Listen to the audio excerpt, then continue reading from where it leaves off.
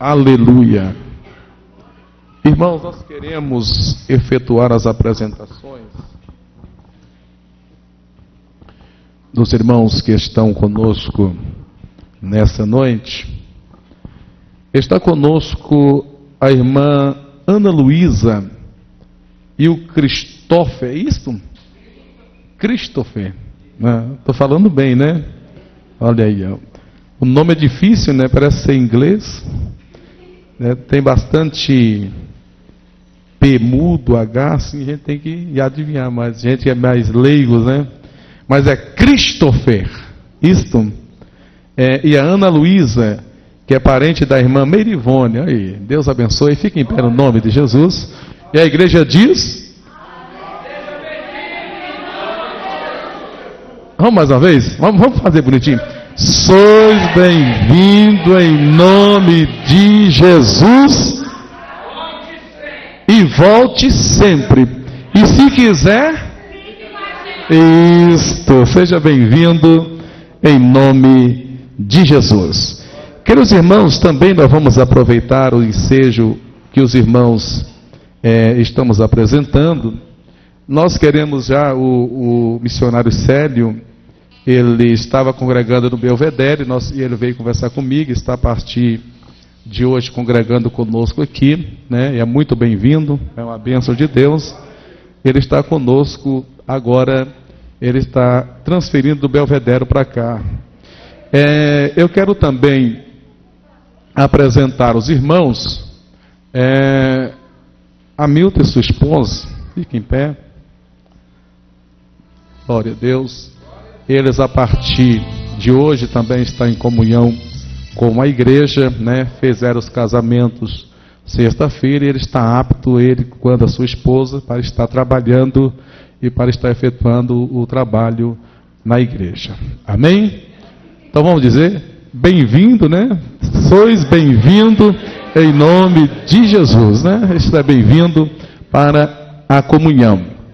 Glória a Deus. Tem mais alguém que eu não apresentei?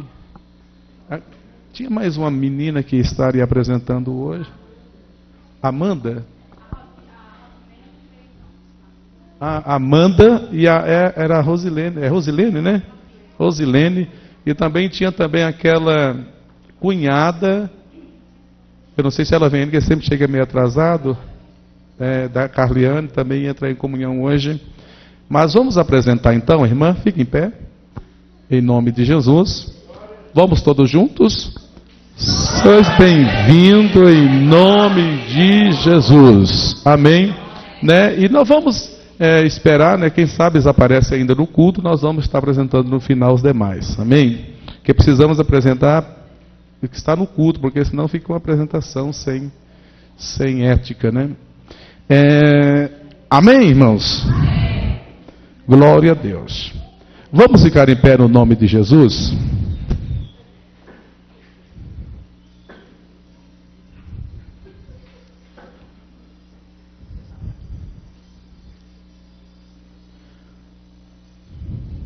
Glória a Deus.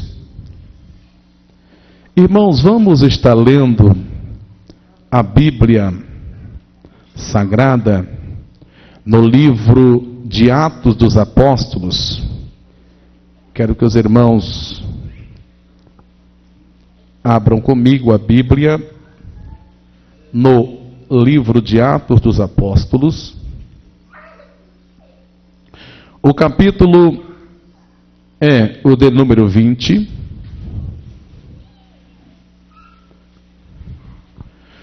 O versículo de número 7 a seguir.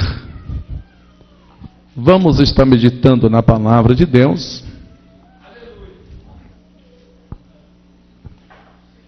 Atos dos Apóstolos, capítulo 7, capítulo 20, versículo de número 7. Que nos diz assim a palavra de Deus.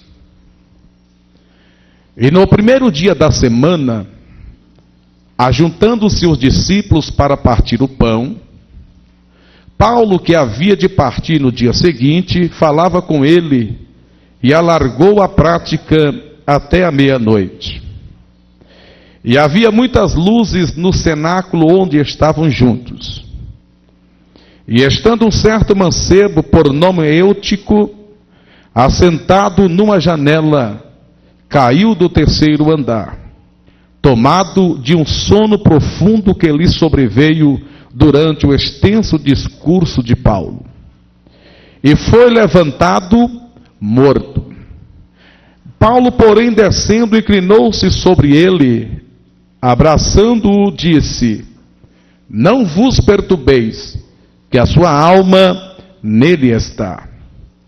E subindo e partindo o pão, e comendo, ainda lhes falou largamente, até a alvorada, e assim partiu.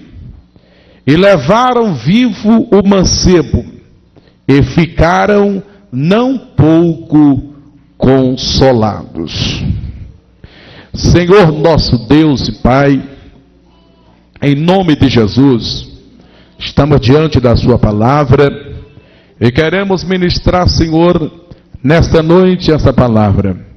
Fala conosco de forma gloriosa, é o pedido que fazemos em o nome de Jesus. Amém? Os irmãos, podeis vos assentar. Meus irmãos, nós queremos rapidamente ministrar uma palavra da parte de Deus em nossos corações. O texto lido nesta noite, ele é um texto que conta uma história verídica a respeito de um mancebo por nome Eutico. A Bíblia diz que este menino, este jovem, ele estava participando de um culto de ensinamento da palavra de Deus, ministrada pelo apóstolo Paulo. A Bíblia, quando fala do ministério de Paulo, está falando de um ministério apostólico e escatológico, porque quando nós lemos mais precisamente a carta que escreve Paulo aos Coríntios, nós vimos ali Paulo diversificando a respeito de ministérios como o ministério de Apolo, o ministério de Pedro e o seu ministério. Ele diz que alguns tinham mais, valorizava mais o ministério de Pedro, outros valorizavam o ministério de Apolo e outros já valorizavam o ministério de Paulo. Por quê? Porque o ministério de Paulo, ele era diferente do ministério de Pedro. O ministério de Pedro era diferente do ministério de Apolo. O ministério de Pedro, por exemplo, era um ministério mais durão. O apóstolo Pedro era aquele pastor que ele ministrava somente palavras de exortação, né? Era um ministério que trazia mais palavras exortativas para a igreja, enquanto o ministério de Apolo já era o ministério de avivalista. A Bíblia, quando fala sobre Apolo, a Bíblia diz que Apolo, ele era um homem eloquente em palavras. Ele era um homem que ministrava com ousadia e que fazia aquele barulho. Então Apolo já era o ministério avivalista. Só que o ministério de Paulo já era um ministério voltado mais para ensinamentos escatológicos. eram ensinamentos profundos dentro das Escrituras Sagradas. Então Paulo, quando ele começava a ministrar, o ministério de Paulo era um ministério que ele passava do horário, na hora que ele estava ministrando. A Bíblia diz que aqui, enquanto Paulo começou o seu sermão, ele foi até quase meia-noite, de forma que o povo estavam reunidos ouvindo a palavra. Quem sabe Paulo aqui estava trazendo uma palavra escatológica. Quem sabe Paulo estava falando a respeito do terceiro céu, a respeito das coisas inefáveis que ele tinha visto e que requeria bastante atenção, requeria bastante tempo para ele expor tudo quanto Deus havia mandado ele falar. Então Paulo, ele era um homem que priorizava o ministério, priorizava o ensinamento da palavra de Deus. Irmãos, quando nós falamos sobre prioridade no ensinamento da palavra de Deus, nós estamos falando de uma das coisas necessárias para a igreja do tempo presente. Por quê? Porque a palavra de Deus, quando nós olhando para a Bíblia, quando nós vimos lá no livro de Timóteo, quando Paulo fala para Timóteo que a única coisa que santifica a igreja, que santifica o cristão, é exatamente a palavra de Deus, porque não existe outra maneira, não existe outro método da pessoa santificar a não ser pela exposição da palavra de Deus. Quando nós olhando para o livro de Apocalipse, a Bíblia diz que bem-aventurados é aqueles que ouvem e aqueles que leem a palavra de Deus. Quando nós ouvir a palavra de Deus, ou quando nós lemos a palavra de Deus, então isto traz em nossas vidas uma santificação, uma evolução no mundo espiritual, na nossa vida espiritual. Porque quando, irmãos, nós vimos igreja que prioriza o ensinamento da palavra de Deus, ela é uma igreja edificada. As pessoas que edificam a sua casa na palavra, vem ventos, vem rios, vem tempestade, vem perseguição, vem luta na casa, luta na família, vem luta financeira, luta em todos os aspectos. No entanto, esse crente continua firme. Sabe por quê? Porque ele está firmado na palavra de Deus, está firmado nas regras, nas práticas daquilo que a palavra do Senhor nos ensina. É por isso que quando Jesus fala sobre a palavra, ele diz que muitas pessoas erram, muitas pessoas estão vivendo contrário à santificação, à santidade, uma vida evoluída espiritualmente, é porque falta o conhecimento da palavra de Deus. Mas o crente, irmãos, que conhece a palavra, que lê a palavra, que ouve a palavra e que prisma para a palavra, pode vir todo quanto é tipo de luta. No entanto, esse crente está na igreja levantando a mão para o céu e dando glória a Deus, sabendo que essas lutas vai passar e o sol vai raiar novamente e o nome do Senhor vai ser glorificado nas nossas vidas. Então Paulo, o ministério dele era mais voltado para o ensinamento. O ministério de Paulo era um ministério criticado pelas pessoas, aquelas pessoas que gostavam de avivamentos, que gostavam de um reteter, de coisas semelhantes. Eles não iam no culto de Paulo. Eles falavam assim: olha, nós vamos no culto de Pedro.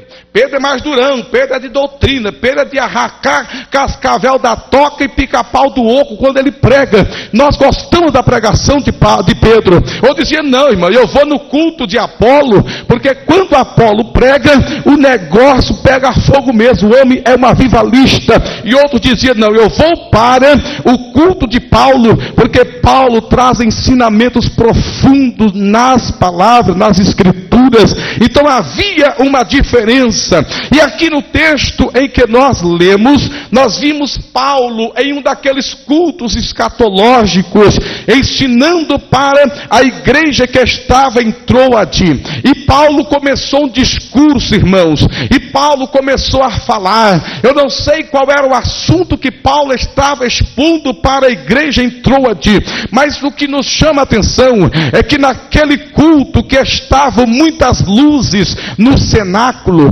havia luzes. Quando fala de luzes, não é luzes de lâmpada fluorescente e nem luz de energia, eram lâmpadas que eram acesas com azeite, era acesa com óleo. As pessoas colocavam óleo nas lâmpadas e aquela fumacinha, aquela chama começava a arder, e nos quatro cantos daquele cenáculo havia luzes, e aquelas luzes, irmãos, começavam a incendiar aquele cenáculo.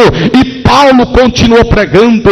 A Bíblia diz, irmãos, que ali naquele culto havia muitas pessoas, mas o que nos chama a atenção é a atenção que nós voltamos esta noite, é para a vida deste menino chamado Eutico. Eutico, irmãos, ele estava em uma posição, que é essa posição que nós queremos falar nesta noite.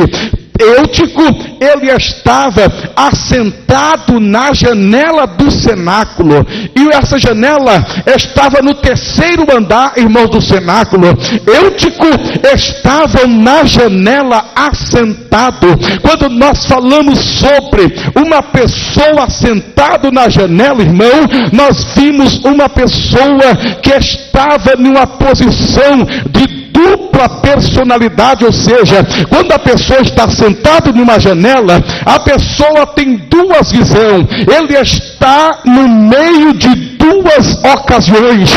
No mesmo instante que Eutico, sentado na janela, estava olhando para o sermão de Paulo, estava olhando para a igreja, mesma hora, aquele menino, ele tinha a visão das coisas de lá de fora, ele tinha a visão das coisas que estavam acontecendo do outro lado do templo. Então ele estava dividido entre a igreja e entre o mundo. Ele, no mesmo instante, ele estava em cima do muro, ele estava em cima da separação. Uma hora ele olhava para Paulo falando a respeito das coisas celestiais, uma hora ele olhava para o sermão de Paulo e via a exposição de uma palavra de vida, uma palavra que leva para o céu. No mesmo instante ele olhava para todas as seduções, para todos os acontecimentos que estavam passando na rua. Ele ficou dividido, sem saber para onde ele vai inclinar, se é para a direita ou se é para a esquerda. Esta noite a palavra de Deus para nós é esta, porque a Armência Amassura me canta, há muitos irmãos dentro da igreja que ele está dividido, ele está como Eutico assentado na janela. Ele não sabe se fica na igreja ou se fica lá no mundo. Ele não sabe se fica dentro da igreja adorando, louvando, magnificando, ou se ele participa das coisas lá de fora. Irmãos, esta noite Deus está dizendo: ou você fica para o lado de cá, ou você fica para o lado de lá. Deus não quer ninguém assentado na janela. Deus não quer você dividido. Esta noite Deus está falando, Ele quer que você tome uma posição. O menino assentado na janela, uma hora ele inclinava o rosto para cá, mas daqui a pouco passava alguém na rua, quem sabe bebendo, ele inclinava para cá. Ele ficou assentado na janela em uma posição uma posição que trazia ele para ele ficar em uma posição neutra. Irmãos, o que tem gente, irmão, que está dentro da igreja, mas ele está com o coração lá no mundo. Ele está dentro da igreja, mas os pensamentos dele está no mundo, ele está dividido. Ele está como Eutico, que estava sentado na janela. E eu quero dizer uma coisa que esta noite, irmão, você que está sentado na janela, você está num certo risco para você cair e se machucar. E de repente, ele começou a ministrar. E a Bíblia diz que era quase a meia-noite. Não era a meia-noite ainda, era quase, né? A meia-noite. Eu quero dizer, irmãos, que a Bíblia diz que Jesus Cristo, a Bíblia diz que à meia-noite ouviu-se um clamor. Aí vem o noivo. Às vezes a gente diz, pastor, mas o que é a meia-noite? Será que nós vamos ter que nos preparar todos os dias? Quando chegar 11 horas e 55, 23 horas e 55, eu vou dobrar o joelho. E depois às 0 horas e 5 minutos, eu paro de orar todos os dias. Porque Jesus vai vir à meia-noite. Irmão, a meia-noite aqui não fala a respeito do nosso tempo de hoje. Que a meia-noite nós olhamos e vimos que há 23 horas e 59 minutos ou 0 hora, então é meia-noite. Jesus não vai vir a esta meia-noite. A meia-noite que fala aqui, irmão, significa, a meia-noite a meia-noite é a divisão de um dia para o outro dia. A meia-noite fala da separação de um dia para o outro dia. A Bíblia, quando fala que Jesus vinha à meia-noite, sabe por quê? É porque quando Jesus vir, nós vamos começar um novo dia com Ele, lá nas nuvens, lá na eternidade. É isto que é a meia-noite. Às vezes, irmãos, nós falamos, mas é a meia-noite, o homem está sentado na janela, está sem saber o que ele decide. A meia-noite é um momento crucial na nossa vida espiritual. Nós não podemos, irmão, ficar decidindo se é que hora que Jesus vai vir. Ele falou que vai vir à meia-noite. Pode ser que essa meia-noite seja de manhã. Pode ser que a meia-noite seja qualquer hora. Porque a meia-noite, Jesus está falando a respeito de um dia que se acaba aqui na terra e um dia que começa lá na eternidade. Quantos querem participar deste dia especial? Oh, aleluia! Porque é a meia-noite. Eu ouvi um testemunho de um irmãozinho muito simples, muito pobre. Ele trabalhava em uma fazenda, e nessa fazenda que ele trabalhava, somente ele era crente naquela fazenda. Ele morava lá no fundo, ele era um vaqueiro, que cuidava dos gados daquele fazendeiro muito rico, o mais rico da região. E naqueles dias houve-se uma profecia que Deus iria à meia-noite recolher o homem mais rico daquela região.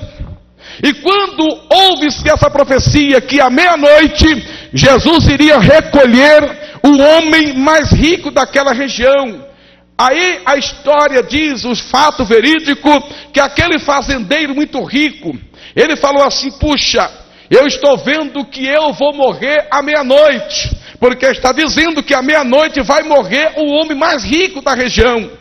E ele então chamou os médicos, ele contratou os médicos o melhor médico da região, contratou uma equipe de enfermeiros, e contratou aquele povo e tudo com aquelas coisas de dar choque, um balão de oxigênio, e trouxe todo, e ficou todo mundo lá parado esperando a meia-noite arrancar colocar o homem mais rico da terra. E ele ficou lá com os olhos atrapalhados, olhando para cima e olhando para o relógio. À meia-noite eu vou morrer. Olha, fica aí preparadinho, viu? Quando vocês verem que eu começar a virar o olho assim, vocês metem choque de mim, não deixa eu morrer não. Pelo amor de Deus, eu sou o mais rico aqui e à meia-noite vai me levar. E os médicos, irmãos, ficou todos os médicos lá, os enfermeiros, tudo lá preparado, e o reloginho está batendo, tac-tac, e ele apavorado, vou morrer, tac-tac, ele para morrer, fica aí, vai, fica aí, ó, não deixa eu morrer não, viu? Quando vocês verem que deu qualquer coisa de mim, vocês vêm e me ajudem, não deixa eu morrer. E foi a meia, foi 11h55, 11h56, 57, 58, 59,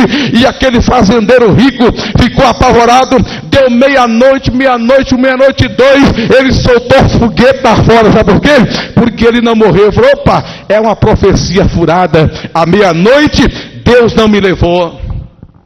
Aí quando eles estavam lá, passados 5 minutos, aí veio um menino, lá da casa do crente, que estava morando na fazenda, e chegou lá e bateu palma e disse, olha, o meu pai morreu meia-noite. Sabe por quê?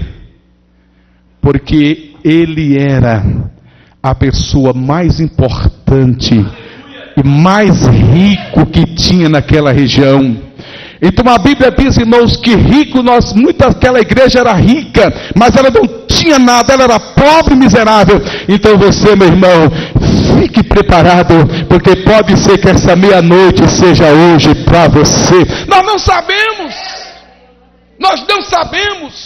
A que hora Jesus vai voltar? Se à meia-noite, a Bíblia diz que o Eutico estava lá na janela, à meia-noite, e a Bíblia diz que ele adormeceu, ele deu um cochilo, irmão. Você sabe aquele cochilo, né, Basílio? De vez em quando aquele se dá assim, né?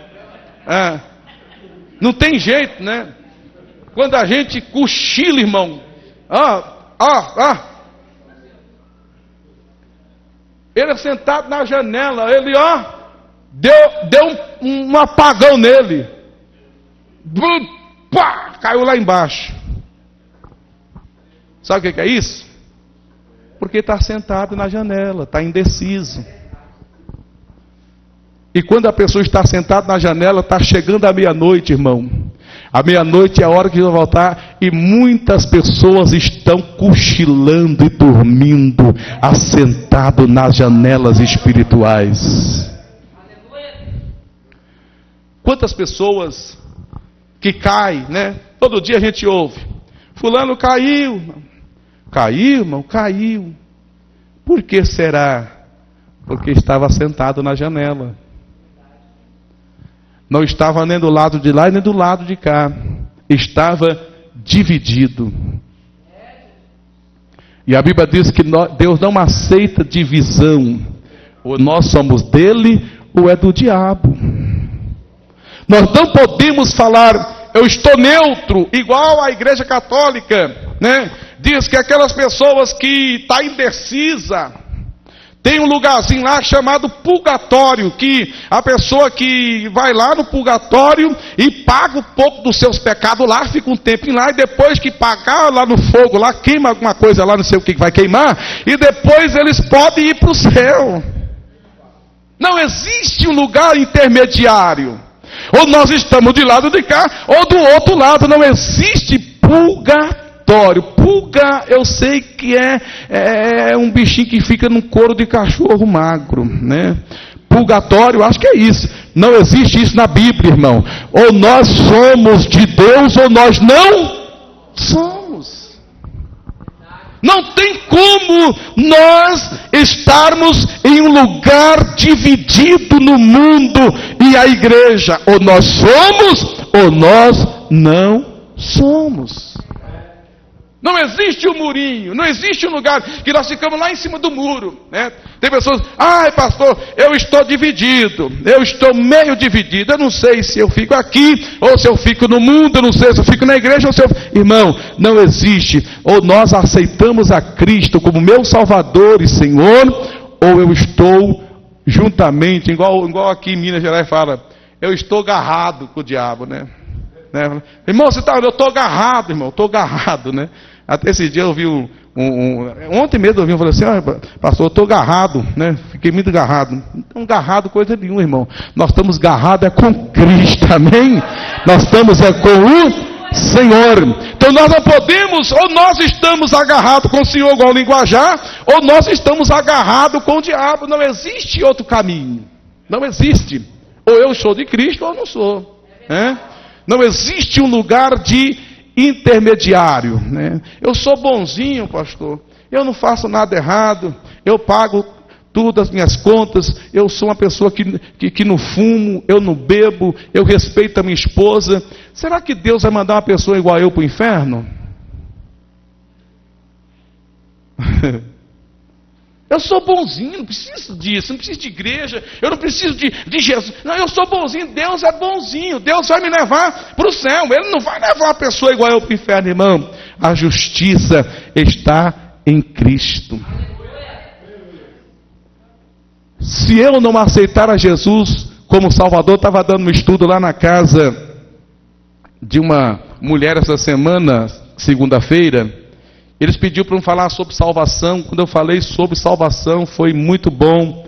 Eles abriram a mente, entenderam o que é salvação. Porque há pessoas que não sabem o que é que nós somos salvos. De que eu sou salvo, pastor? Eu sou salvo de quê? De que eu sou salvo? Né? Eu já sou salvo. Eu já tenho Jesus desde criança, desde quando era pequenininho. Minha mãe mandava eu rezar o Pai Nosso, Ave Maria, a Salve Rainha. Irmãos, eu orava, irmão. Eu tinha um medo quando eu não rezava. Quando eu não rezava, o meu anjinho da guarda, meu fiel amigo, se eu tiver pavor, vós dormires comigo. Eu orava todos os dias. Se eu não orasse isso, minha mãe falava que o capeta ia dormir comigo naquele dia. Eu falei assim, eu não quero saber de capeta dormindo comigo não. Vem logo, anjinho, dormir comigo. Meu fiel amigo, meu anjinho, vem dormir comigo. Meu fielzinho. Né? E tantas coisas, né, que a gente aprende, né? A gente aprende e a gente fica... Aí nós pegamos e vimos Moisés, Deus falou para Moisés, Moisés, eu vou mandar um anjo para ir com você, Moisés. Para onde você for. Aí Moisés falou assim, Senhor, se o Senhor não for comigo, não me faça subir deste lugar. Ou seja, se não for Jesus, irmão, não adianta.